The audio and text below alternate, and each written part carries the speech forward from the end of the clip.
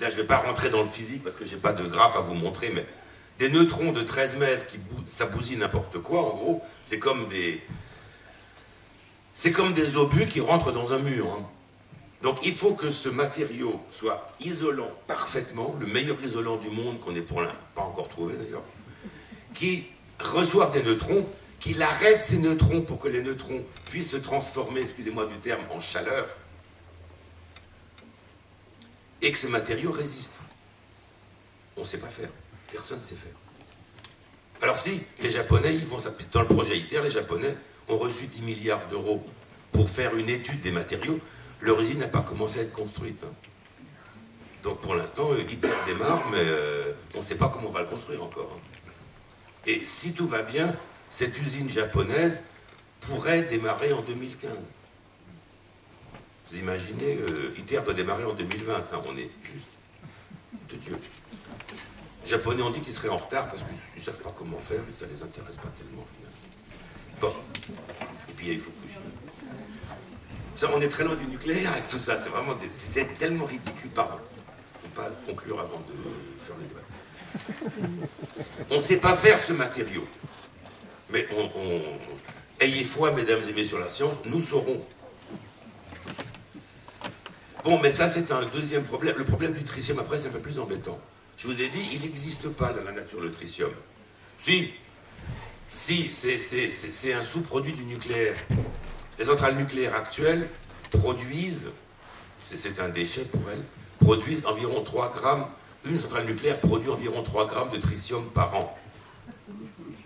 Non mais c'est vrai, hein, et c'est embêtant parce que le tritium n'est pas dangereux. Le tritium n'est que 400 milliards de fois plus radioactif que le granit, donc les éléments naturels.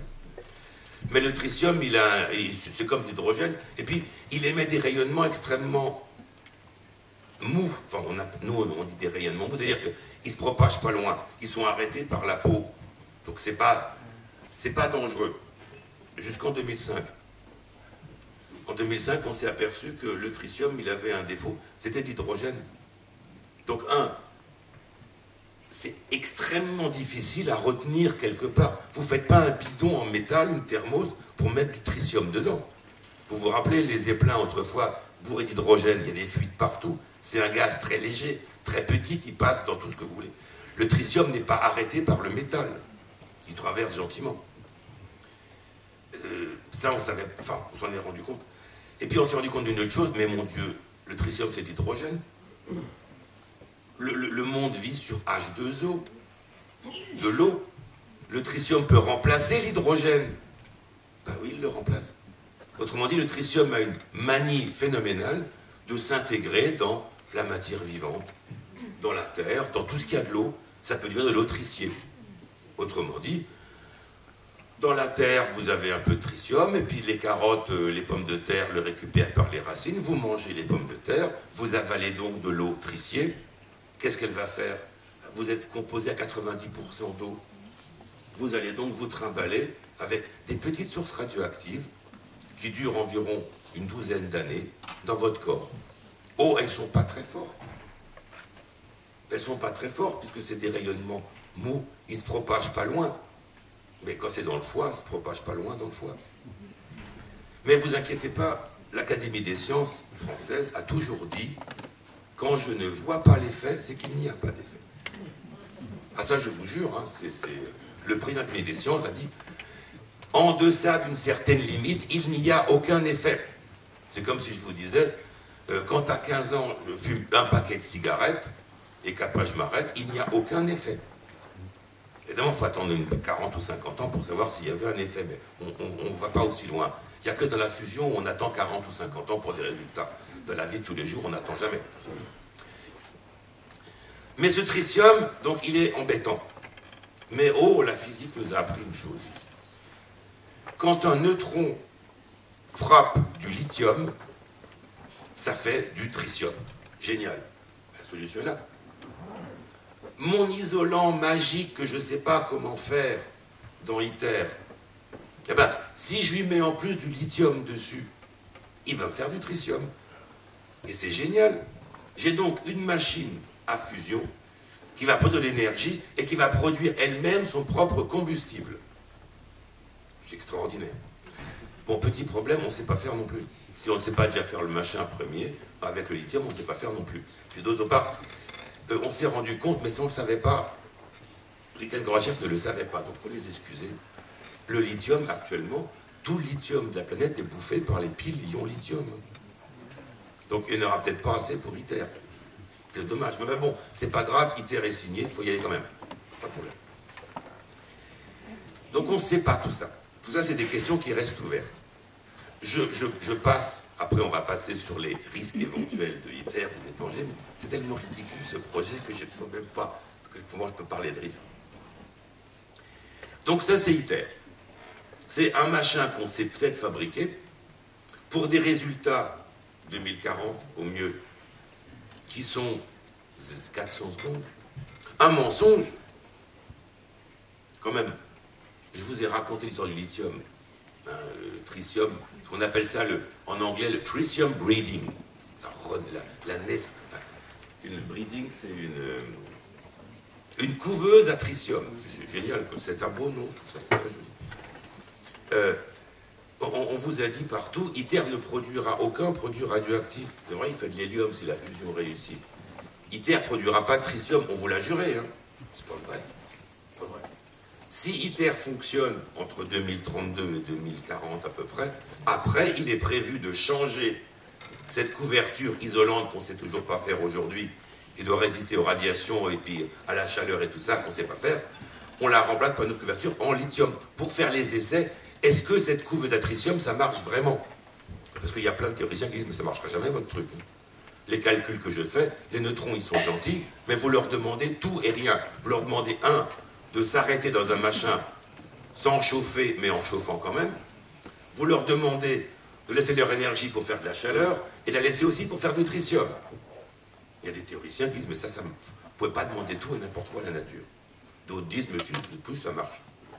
Et donc, ITER devrait faire les premiers tests de génération de tritium par le lithium. Autrement dit, on vous a menti. Hein. ITER va bel et bien produire du tritium. Si ça marche.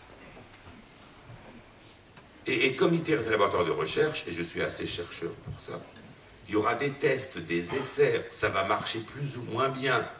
Donc n'attendez pas, quand un machin marche plus ou moins bien, que on s'occupe de tout. Que ce tritium, s'il marche, il soit tout de suite confiné, il traverse n'importe quoi. Donc d'abord, la question 1, pour moi, physicien, c'est est-ce que ça marche pour le tritium? La question, et est-ce que je suis sûr que le tritium, il ne va pas s'évanouir dans la nature? Ça, c'est pas mon problème. Zut, moi, j'ai un problème assez à régler, on verra le reste plus tard. C'est un laboratoire de recherche. Il n'y a pas de problème de, excusez-moi de terme, parce que c'est vicieux de l'employer quand je suis un chercheur, de sécurité qui se pose. La beauté de la science l'emporte sur les éventuels petits problèmes qu'il y aurait. Quelques grammes de tritium, vous n'allez pas m'emmerder avec ça quand même. On n'arrête pas la science pour ça. Ça ne vous le dira pas comme ça, mais moi, malheureusement, je vous le dis. Désolé. En tant que chercheur. Donc ça, c'est ce qu'on pourrait appeler le premier risque, le premier danger de ITER. C'est que si ça marche, il va y avoir du tritium, il va stocker du tritium parce qu'il faut bien commencer la fusion pour la faire marcher. Et fusion incomplète veut dire on nettoie la machine et le tritium, on ne sait pas quoi en faire. Si le lithium fonctionne, il y aura du tritium produit, on ne sait pas tout ça. Donc ça, c'est un risque. Bon, le risque de tremblement de terre, non. Excusez-moi, soyons sérieux. S'il y a un tremblement de terre majeur à Cadarache, le ITER en question, il sera cassé. C'est pas beau de casser un jouet de 19 milliards. Il ne marchera plus. On ira voir Michel Rivasi en disant « On ne peut pas payer, s'il vous plaît, parce que là, on s'est planté, mais bon, il suffit de payer, il n'y a pas de problème. » Bon, évidemment, ce qui se passera, c'est que mon isolant, que je ne sais toujours pas comment fabriquer, même depuis tout à l'heure, qui va donc être dans ITER, il va devenir très radioactif, il va se dégrader avec le temps. Si ITER est cassé, il sera à l'air libre, ce truc-là. Ça ne veut pas dire qu'il y aura des nuages de vapeur radioactive, c'est pas vrai. Ça veut dire qu'on aura un machin radioactif qui sera, qui sera généré ici, qui sera là. D'ailleurs, ITER en général, ITER ne produit pas de déchets radioactifs en tant que tels, dans le sens uranium ou machin, américium, plutonium, toutes les cochonneries habituelles, pardon, les sous-produits habituels que fait l'industrie nucléaire, mais ITER est un déchet radioactif. Il est d'ailleurs prévu qu'il reste radioactif pendant environ une centaine d'années. Donc on ne vous l'a pas encore construit, on va le faire pour les années. Il devrait s'arrêter si tout va bien, supposons que l'Union est respectée et que l'Europe paye, s'arrêtera vers 2040, 2050. Puis après, pendant 100 ans, on ne touche pas parce que c'est dangereux. Après, on peut démonter au bout de 100 ans. Ne vous inquiétez pas, vous ne serez pas là pour le voir, moi non plus. On peut promettre. On a déjà demandé de l'argent d'ailleurs à l'Europe pour le démonter dans 100 ans. C'est comme ça, la science, ça doit avancer, vous savez. Non, mais il ne faut pas rire, c'est vrai. Je peux rien. Et j'ai un doctorat, je sais de quoi je parle. Je ne suis pas acteur. Ah oui, il y a un petit problème marrant. On n'y avait pas pensé à ITER. D'ailleurs, j'y ai pensé tout récemment. ITER va concentrer une énergie phénoménale. Un plasma à 150 millions de degrés, c'est quand même pas rien, même s'il est petit en volume. ITER, on va injecter pour chauffer ce plasma, en gros, dans les phases de test, 600 mégawatts électriques pour le chauffer. C'est quasiment ce que fait une centrale nucléaire actuelle. Hein. Il va consommer beaucoup d'énergie. Cette énergie va être concentrée dans ce plasma, dans un aimant supraconducteur. Le CERN, c'est aujourd'hui le plus gros système supraconducteur au monde. ITER sera le deuxième, si ITER est construit un jour. Le CERN a démarré en 2008, j'étais là, parce que j'ai participé à toute l'aventure du CERN, je suis physicien là-bas. Et puis il s'est trouvé, parce que quand ils ont fait des essais de montée en puissance, 15 jours après le démarrage, eh bien, une connexion entre deux aimants supraconducteurs avait, on suppose, un défaut, et elle est devenue conductrice. C'est-à-dire qu'elle est passée de, excusez-moi pour le terme, 0 ohm, les ohms c'est la valeur de la résistance, supraconducteur ça veut dire qu'on est à 0 ohm. Et cette résistance, cette connexion qui avait probablement un défaut de soudure, est passée à quelques milliohms. Et à partir de là, tout a démarré très vite. En moins d'une seconde, elle est devenue vraiment conductrice.